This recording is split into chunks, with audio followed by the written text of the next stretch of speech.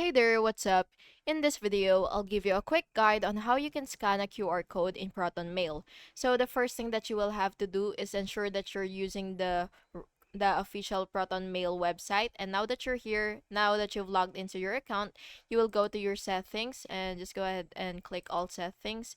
And then you will look for security. So it should be somewhere right here.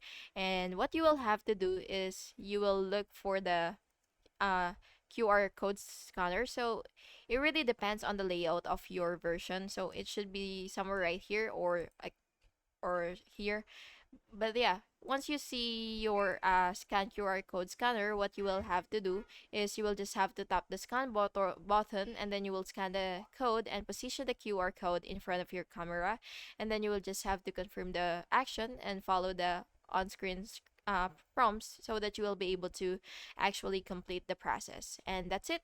Scanning QR codes in Proton Mail is really quick and enhances security. Please make sure to like and subscribe for more videos like this. Thank you and have an awesome day.